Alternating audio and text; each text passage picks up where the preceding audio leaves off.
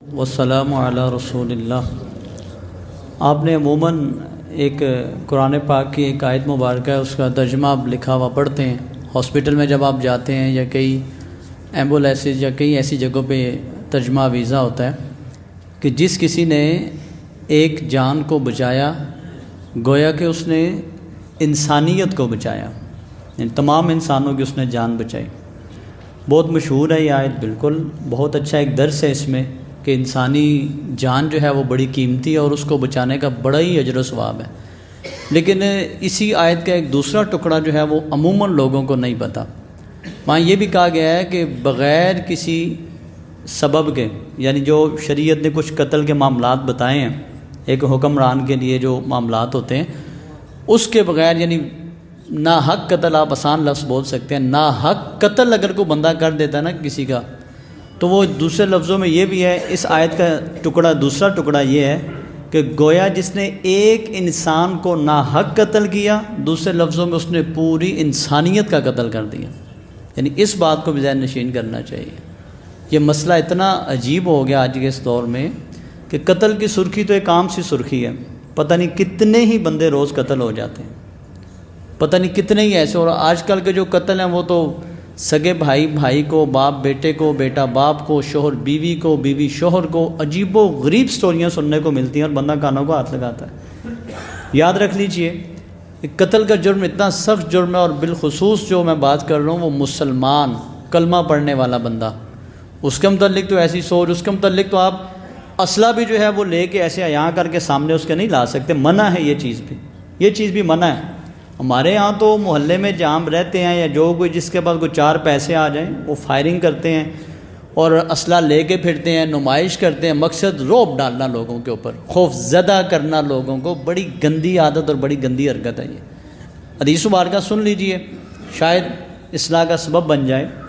حضور نبی کریم صلی اللہ علیہ وآلہ وسلم کے ایک پیارے صحابی اسامہ بن زید رضی اللہ تعالیٰ، میں مختلف احادیث کو ملا کے اپنے الفاظ میں مفہوم بیان کر رہا ہوں کہ ان سے انہوں نے ایک مہم پہ نکلے تو ایک کافر کو ایسے قتل کرنے لگے نا، اس نے فوراً کلمہ پڑھ لیا۔ توجہ سے بات سننے والی ہے، قتل کرنے لگے، اس نے فوراً کلمہ پڑھ لیا، باوجود اس کے کلمہ پڑھنے کے انہوں نے قتل کر دیا اس کو۔ ہمارا بھی مزاج آج کے دور کا یہی ہے۔ ان کے ذہن میں یہ تھا کہ غلط فہمی تھی، انہوں نے کہا کہ ابھی تلوار دے کے کلمہ یاد آیا، پہلے نہیں تھا، یعنی ان کا ذہن یہ تھا۔ انہوں نے آگے آپ صلی اللہ علیہ وسلم سے بتایا کہ میں نے اس طرح بندے کو قتل کیا۔ نبی علیہ الصلوۃ والسلام نے غصہ کیا آگے سے۔ تین طرح کے الفاظ ہیں، غور کیجئے گا۔ نبی علیہ السلام نے فرمایا کہ تو کہہ رہا ہے کہ اس نے کلمہ پڑھا اور میں نے اسے قتل کر دیا، هل شققت قلبہ، تو نے اس کا دل چیر کے دیکھا تھا؟ تو نے اس کا دل چیر کے دیکھا تھا کہ اس نے تیری، مطلب یہ تھا کہ تلوار کے ڈر سے کلمہ پڑھا ہے یا اس رب کے ڈر سے کلمہ پڑھا ہے؟ دوسرے لفظوں میں تو کون ہوتا ہے اسے قتل کرنے والا؟ اس نے کہہ جو دیا لا الہ الا اللہ پڑھ لو دیا، پھر تو نے کیوں قتل کیا اس کو؟ دوسرے الفاظ سنیے گا، فرمایا کہ تو نے اسے قتل کر دیا بعد ما قال لا الہ الا اللہ، تیرے سامنے اس نے لا الہ الا اللہ پڑھ لیا، تو نے وہ سن لیا، تو نے اس کے باوجود اس کو قتل کر دیا۔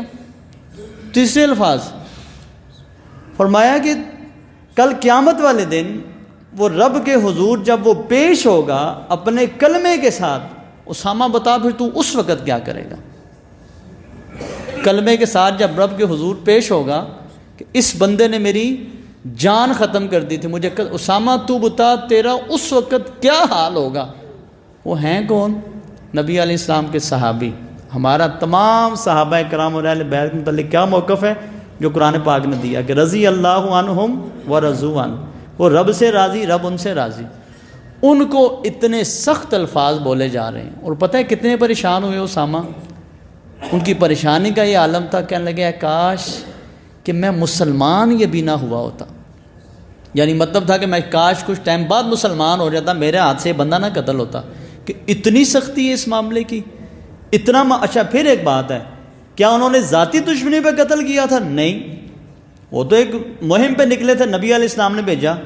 کیا کوئی ذاتی دشمنی تھی؟ کوئی زمین کا جھگڑا تھا؟ کوئی پیسوں کا لین دین تھا؟ کوئی کچھ بھی نہیں، اللہ کے لیے قتل تھا۔ لیکن معاملہ انہوں نے کہا انہوں نے شاید تلوار کے ڈر سے جو ہے وہ زندگی کے امید پہ کلمہ پڑھ لیے تلوار کے ڈر سے، جبکہ مسئلہ نبی علیہ السلام نے کہا نہیں بھی ایسا معاملہ نہیں ہے، تو کون ہوتا اس کو قتل کرنے والا؟ میں اور آپ، ہمارے اس معاشرے میں درس کی آخری بات یہ گندی سوچ دی جاتی ہے، اینٹ کا جواب پتھر سے دیجیے۔ کوئی ایک تھپڑ لگائے تو آگے سے 4 لگائیے، کوئی آپ کو تنگ کرے اس کی ٹانگ توڑ دیں، بازو توڑ دیں، جو ہو سکتا ہے اس کا ستیہ ناش آپ کر سکتے ہیں۔ ہمارے یہاں معاشرہ اس طرح کا ہے، شریعت ایسی نہیں ہے۔ جتنی زیادتی ہے اتنی کریں تو ٹھیک ہے، وہ بھی معاف کر دیں تو اللہ خوش ہوتا ہے۔ جھگڑے سے پیچھے ہٹ جائیں، حق پہ ہونے کے باوجود حضور نبی کریم صلی اللہ علیہ وسلم نے فرمایا میں جنت میں محل کی خوشخبری دیتا ہوں۔ جھگڑے سے پیچھے ہٹ جائے بندہ۔ ہماری سوچ الٹی سوچ ہے، معاف کر دیا بےزتی ہو جائے گی، ناک کٹ جائے گی، یہ ہو جائے گا وہ ہو جائے گا، لیکن نہیں، یہ طریقہ کار غلط ہے۔ وہ اللہ منصف ہے، اس نے انصاف کرنا ہے۔ تو ایک قتل والا معاملہ، مسلمان کا قتل کرنا بہت بڑا جرم ہے، پوری انسانیت کا قتل ہے۔ تو ان معاملات سے بہتر یہ ہے کہ بات بڑھنے سے پہلے معذرت کر لی جائے، پیچھے ہٹ جائیں، بہرے بن جائیں، خاموشی اختیار کر لیں، جگہ چھوڑ کے سائڈ پہ ہو جائیں، اس مجلس میں بیٹھنا چھوڑ دیں تاکہ معاملہ آگے بڑھے ہی نہ۔ یاد رکھیے کہ آپ کسی کا سکون تباہ کریں گے تو آپ بھی پرسکون نہیں رہ سکتے۔ یہ میرے لیے بھی انتہائی ضروری ہے اور آپ کے لیے بھی۔